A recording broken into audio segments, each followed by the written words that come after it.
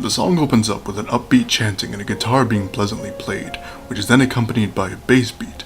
It's a nice setup to a comforting and catchy song.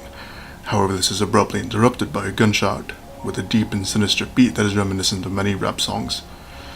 Gambino's delivery of his bars is also similar to the basic flow of many other tracks, which comes across as uninspired, but that's for reasons that we'll get into later in this video. At 1:40 in the track, we are taken to a church choir that ushers in the familiar upbeat sound that we were introduced to in the beginning of the track. Again, this is interrupted by gunshots, which again slams us with the sinister beat, which, again, we will get into why later.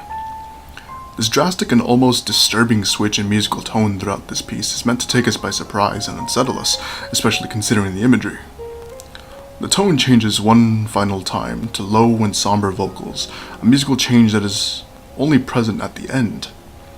From a musical perspective, these transitions work and function on a very basic level, and it comes across as just another track that would probably fade into the dark annals of time, but considering the meaning, metaphors, and lyrics of the song, anyone can see that this piece of work is indeed special. Throughout the video, we have various references to gun violence, and we even witness the death that this violence causes. Very obviously, this is a statement on how guns are handled in America and how these glorified toys are valued over human lives. At both instances, we see the guns being handled with care and value even after they've taken lives, and there are several metaphors in this video, including everything from children being unfeeling and jaded, or perhaps even silenced bystanders to this horrible violence, to the Pale Rider himself even making an appearance. Basically, there are so many instances of symbolism that just make the capacity for artistic expression in this video simply great. The lyrics that are sung over this very double-sided song gives us an even more great insight to this track, with lines like, "We just want the money," "Don't catch you slipping now," "Look how I'm living now," "Police be tripping now," "Guns in my area," being in the very same verses as the repeating line, "This is America." And throughout the track there are time and time again lines that represent the glorification of greed and self-image, again alongside the namesake of the track, "This is America." With the final tonal shift of the track where we hear the lines, "You just a black man in this world," and "You just a barcode."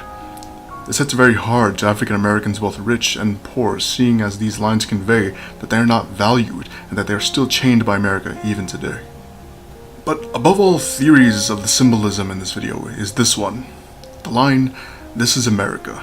This song is indeed a great representation of political and racial and social views in America, but even more hard-hitting than the message itself is how the message is presented to us. It is theorized that Gambino is taking on the persona of America in this video. He's speaking to us as America itself, and he's committing these violent acts and saying these twisted things concerning greed and glorification of death. But let's take a moment to step outside the video and track as an art form and look at it for what it is to the people that put forth their hand in creating it. It is a product to be consumed by a mass of people, the same people that hold the guns, the same people that don't speak out, the same people that kill and die, all for the sake of race and politics. This piece is meant for you to study, figure out, talk about with your friends, also that it makes you feel inspired or oppressed or victimized or special for figuring all these metaphors and symbolisms. You see, there is a man named Donald Trump that used this very same tactic to gain power and money. He manipulated his own race and nation so that he could have a voice in politics and make a grab for even more power and wealth. And he did this under the guise of questing to do what's best for the nation and to save the people of America by showing them an enemy to unite against. And this piece has gotten to be a cultural phenomenon. It has gained a voice under the guise of social justice and has manipulated the masses to a cause that the originator does not believe in. What has been sweeping the nation is simply the latest Make America Great Again campaign, and a product that you bought. This truly is America.